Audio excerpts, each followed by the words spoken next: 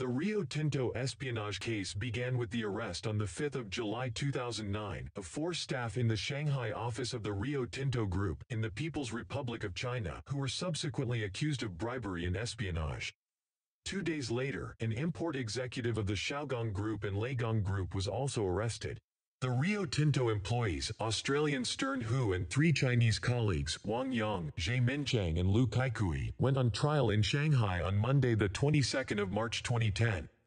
The government dropped the charges relating to the alleged theft of trade secrets before the trial, and the defendants admitted to having received bribes during the trial.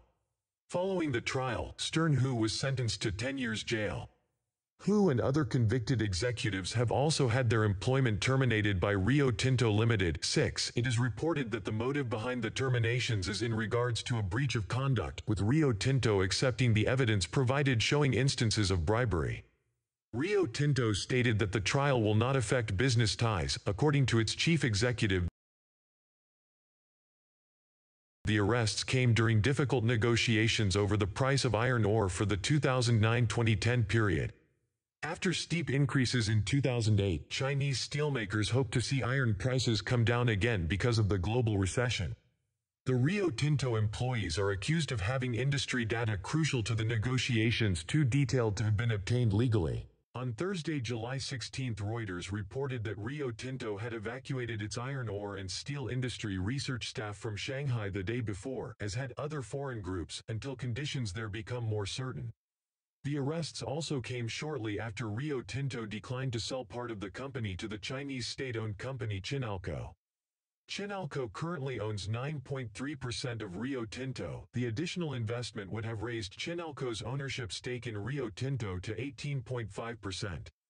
The proposed deal met strong political opposition in Australia, and Rio Tinto decided instead to raise the money through existing shareholders and by forming a joint venture with BHP Billiton.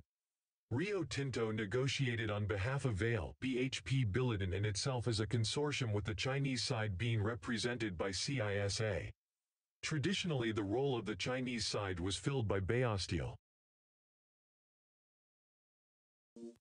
Accusations posted on a website controlled by the Chinese State Secrets Bureau, alleging that large amounts of intelligence and data have been found on computers of the arrested Rio Tinto employees.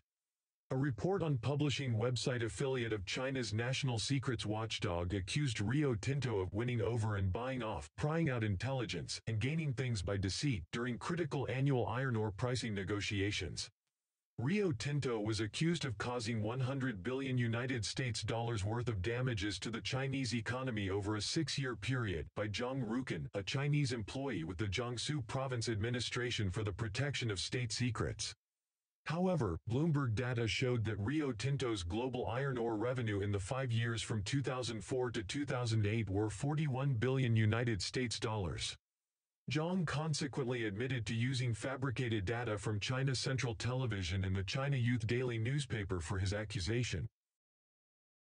Chongqing Evening News claims that fallout from the espionage scandal on July 5 has caused Rio Tinto damages to its reputation worth up to 100 billion yuan in share price, $14.6 billion after dropping from highs of 77 Australian dollars on the Australian Stock Exchange (ASX). Share market data shows that Rio Tinto stock public (ASX) Rio actually started to decline on June 12, 23 days before the espionage case scandal was reported on, reaching the bottom on July 13 at 46 Australian dollars and 63 cents before steadily rising to a price of 59 Australian dollars and 99 cents as of August 15.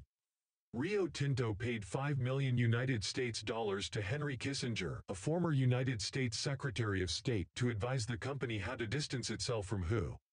In August 2009, BHP called for iron ore to be traded on an open market like other commodities.